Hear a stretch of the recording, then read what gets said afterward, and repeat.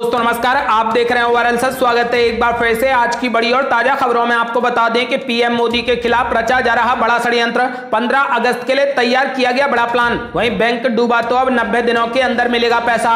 DICGC amendment bill 2021 को Modi cabinet की मिली मंजूरी। वहीं संसद में गूंजा खेला होवे का नारा। पेगासस कांड पर चर्चा की मांग को साथ आए 14 विपक्षी दल। राहुल गांधी बोले कोई भी समझौता नहीं करेंगे। वहीं किसान आंदोलन में बारिश के बावजूद भी जंतर मंतर पर डटे रहे किसान। जल भराव के बीच चलाई अपनी संसद। वहीं मोदी सरकार के खिलाफ दीदी की बड़ी हुंकार। विपक्षी पार्टियां साथ आई तो 6 महीने में आ जाएंगे नतीजे। बोली हालात इमरजेंसी से भी ज्यादा गंभीर। वहीं कांग्रेस से बड़ी ममता दीदी की ममता। सोनिया गांधी से घर जाकर की मुलाकात। राहुल गांधी भी थे मौजूद। वहीं उत्तर प्रदेश चुनाव को लेकर भाजपा से नाराज वर्गों को अपनी ताकत बनाएंगे किसान। ब्राह्मण, राजभर और निषादों को लाएंगे साथ। वहीं लोकसभा की कार्यवाही गुरुवार तक के लिए स्थगित। पर्चे उड़ाने वाले विपक्षी सांसद हो सकते हैं निलंबित। वहीं राहुल गांधी पर संबित पात्रा का बड़ा आरोप। बोले विपक्ष के एकजुट होने का नाटक समझती है जनता। वहीं कर्नाटक के 23वें मुख्यमंत्री बने बसवराज बोम्मई। राजभवन में ली मुख्यमंत्री पद की शपथ। वहीं पेगासस को लेकर दीदी का मोदी सरकार पर तगड़ा हमला।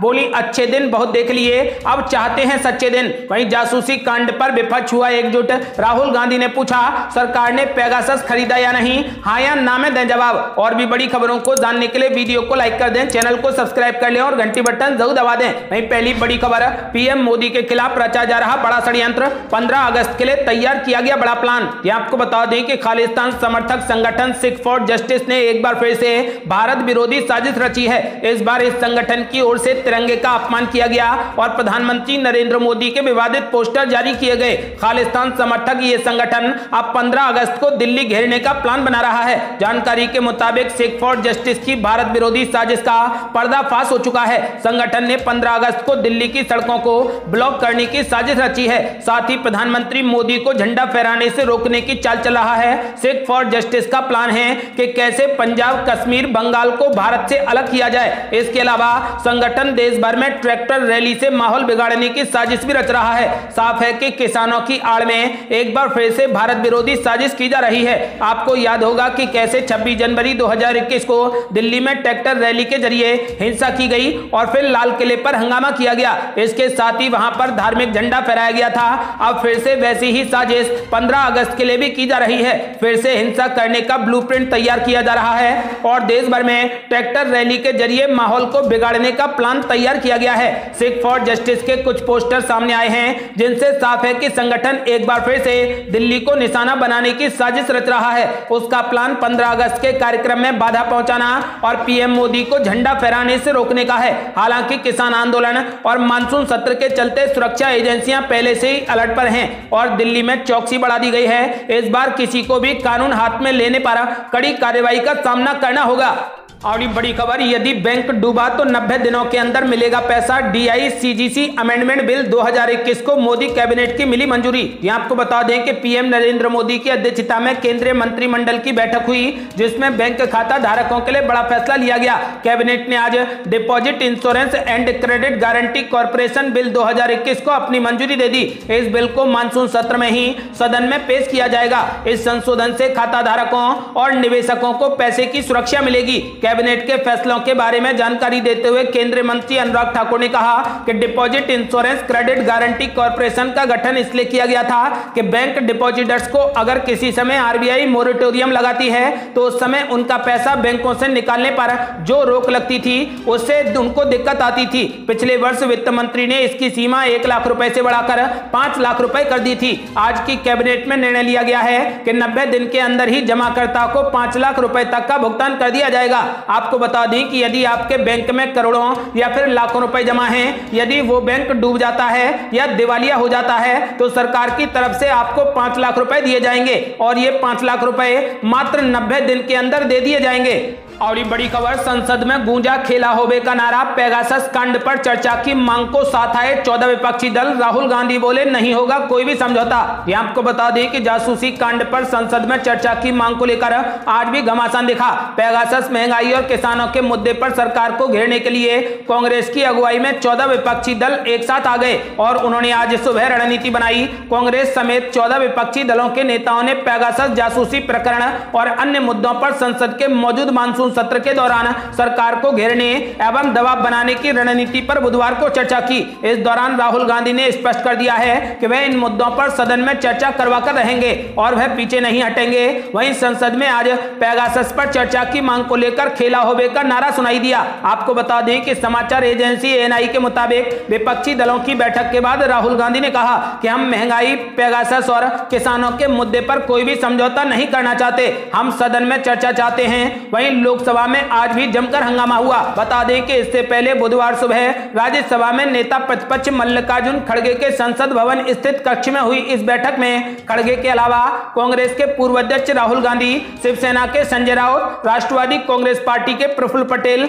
द्रमुक के टीआर बालू और अन्य दलों के नेता मौजूद थे। आपको बता दें कि राहुल गांधी और कई अन्य नेताओं ने बुधवार को पेगासस के मुद्दे पर लोकसभा में कार्य स्थगन का नोटिस भी दिया है। और बड़ी खबर, किसान आंदोलन में बारिश के बावजूद भी जंतर मंतर पर डटे रहे किसान, जल भराव के बीच चलाई अपनी संसद। ये आपको बता दें कि दिल्ली में सुबह से ही तेज बारिश के बावजूद जंतर मंतर पर किसानों की संसद जारी है। धरना स्थल पर बरसते पानी और जल भराव के बाद भी किसान अपनी मांगों को लेकर प्रदर्शन करते रहे। किसानों का कहना है कि हम ठंड हो या बारिश पीछे हटने वाले नहीं हैं। शहर में होती तेज बारिश और सड़कों पर जाम के चलते किसान जंतर मंतर पर पहुंचे। इसके बाद उन्होंने किसान संसद की कार्यवाही शुरू की। बुधवार को हुए सत्र में 100 से ज्यादा किसानों ने कॉन्ट्रैक्ट फार्मिंग के मुद्दे को लेकर चर्चा की। वहीं शाम को सरकार के इस काले कानून के खिलाफ प्रस्ताव भी पेश किया गया। धरना स्थल पर बरसते पानी और भारी जल भराव के बावजूद किसान टस से मस नहीं हुए। वे प्रदर्शन स्थल पर ही अपनी मांगों को लेकर धरना दे रहे हैं। आपको बता दें कि किसानों ने साफ कर दिया है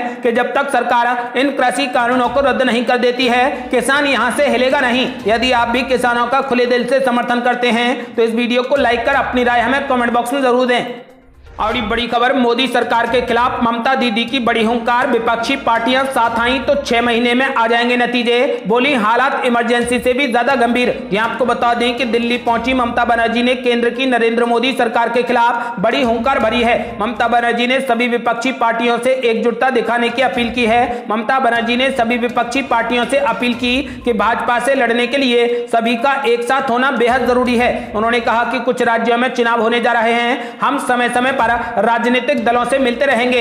एक ऐसा प्लेटफॉर्म जरूर होना चाहिए जहां हम एक साथ काम कर सकें। संसद सत्र के बाद हम सब एक साथ बैठकर जरूर इस पर फैसला करेंगे। ममता बनर्जी ने केंद्र सरकार को चुनौती देते हुए कहा कि गैर भाजपाई मुख्यमंत्रियों के साथ उनके रिश्ते काफी अच्छे हैं। उन्होंने उदाहरण देते हुए कहा कि आंध्र प्रदेश के मुख्यमंत्री जगन मोहन रेड्डी, उड़ीसा के मुख्यमंत्री नवीन पटनायक, तमिलनाडु के मुख्यमंत्री एम.के. स्टालिन और महाराष्ट्र के चीफ मिनिस्टर उद्धव ठाकरे और झारखंड के सीएम हेमंत सोरेन, इन सभी से उनके रिश्ते अच्छे हैं। अगर एक राजनीतिक आंधी आई तो आप उसे रोक नहीं पाएंगे। अगर विपक्षी पार्टियां गंभीर हो जाएं तो 6 महीने में ही नतीजे सामने आ जाएंगे। हालांकि जब पश्चिम बंगाल की मुख्यमंत्री से यह पूछा गया क्या वो विपक्ष का चेहरा बनेंगी, तब इस पर उन्होंने गोलमटोल जवाब दिया। ममता बनर्जी ने कहा कि मैं राजनीतिक ज्योतिषी नहीं हूं, स्थिति पर निर्भर करती है। अगर कोई भी और नेतृत्व करता है तो उससे कोई समस्या नहीं है। मैं एक साधारण कार्यकर्ता हूं, एक कार्यकर्ता ही बनी रहना चाहती हूं। ममता बनर्जी ने कहा कि पूरे देश में खेला होगा, यह एक सतत प्रक्रिया है। जब आम चुनाव होंगे तब यह मोदी बनाम देश होगा। आपको बता दें कि ममता बनर्जी ने सभी विपक्षी दलों को एक साथ लाने की एक मुहिम छेड़ दी है। अब देखना यह होगा, यदि सभी दल एक साथ आ जाते हैं तो फिर मोदी सरकार को बड़ी मुश्किल हो सकती है। और बड़ी खबर, कांग्रेस से बड़ी ममता दीदी की ममता, सोनिया गांधी से घर जाकर की मुलाकात, राहुल गांधी भी थे मौजूद। यह आपको बता दें कि पश्चिम बंगाल में लगातार तीसरी बार विधानसभा चुनाव जीतकर मुख्यमंत्री बनने वाली ममता बनर्जी बुधवार शाम को कांग्रेस अध्यक्ष सोनिया गांधी से मिलने पहुंची। ममता बनर्जी की सोनिया गांधी के साथ मुलाकात के दौरान कांग्रेस के लीडर राहुल गांधी भी मौजूद थे।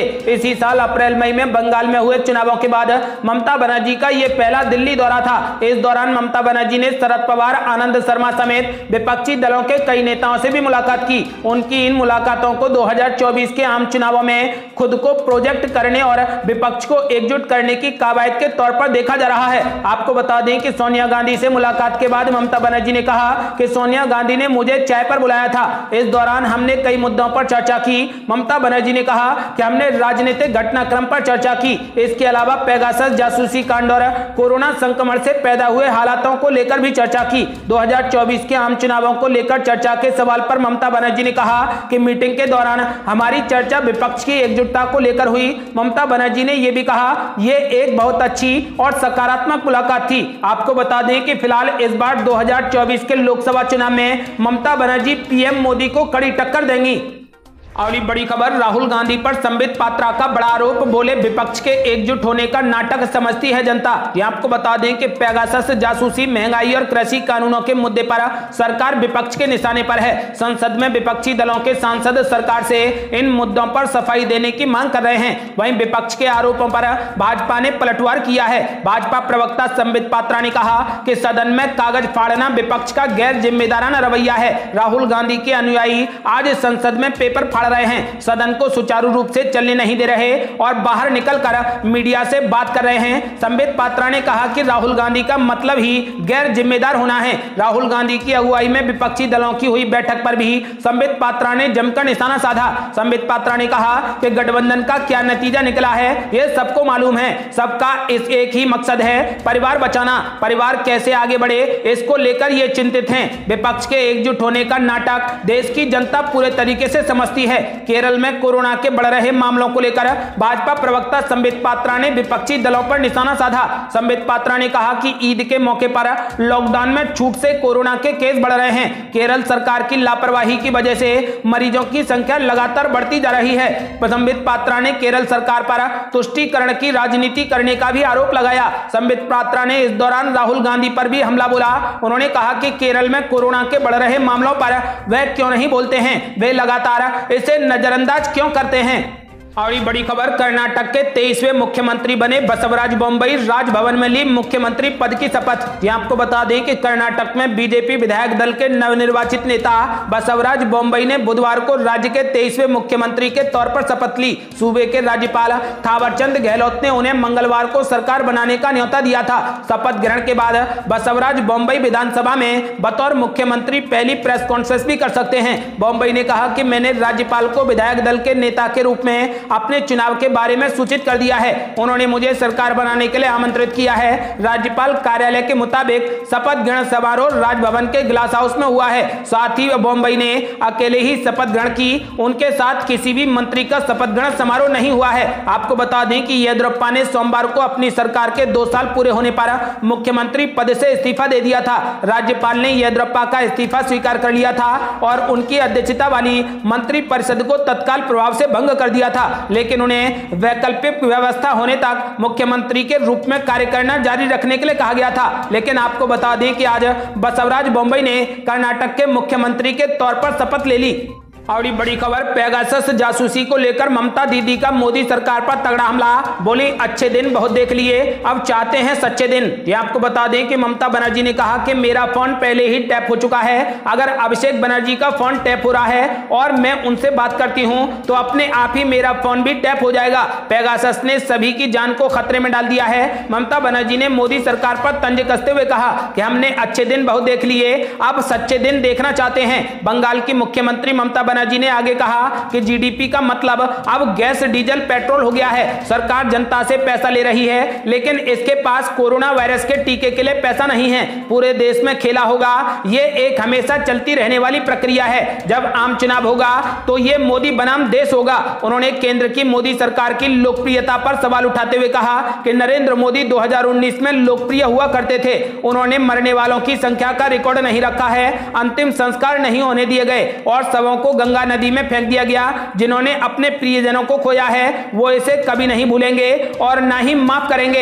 इस सवाल पर कि क्या वह विपक्ष का चेहरा होंगी, बंगाल की मुख्यमंत्री ने कहा मैं कोई राजनीतिक भविष्यवक्ता नहीं हूं, ये इस पर निर्भर करता है कि स्थिति कैसी होगी। आपको बता दें कि फिलहाल वो अरविंद केजरीवाल से भी मिलना चाहती हैं। ममता बनर्जी अब एक एक करके सभी विपक्षी नेताओं से मुलाकात कर रही हैं और मोदी सरकार के खिलाफ एक बड़ा गठबंधन बनाने की तैयारी की जा रही है। और बड़ी खबर, जासूसी कांड पर विपक्ष हुआ एकजुट। राहुल गांधी ने पूछा, सरकार ने पेगासस खरीदा है या नहीं, हाँ या ना में दें जवाब। ये आपको बता दें कि पेगासस जासूसी कांड, महंगाई और कृषि कानूनों को लेकर विपक्ष सरकार पर हमलावर है। संसद से लेकर सड़क तक विपक्ष सरकार को घेरने में जुटा है। बुधवार को राहुल गांधी की अगुवाई में 14 दलों के सांसदों ने संसद भवन से विजय चौक तक पैदल मार्च निकाला। इस दौरान पत्रकारों से बातचीत करते हुए राहुल गांधी ने कहा कि संसद में सरकार उनकी आवाज दबा रही है। राहुल गांधी ने कहा कि मोदी जी ने लोगों के फोन में जासूसी का हथियार डाल दिया है। जज पत्रकारों की जासूसी करवाई गई है, आखिर लोकतंत्र में जासूसी क्यों करवाई जा रही है? जासूसी का इस्तेमाल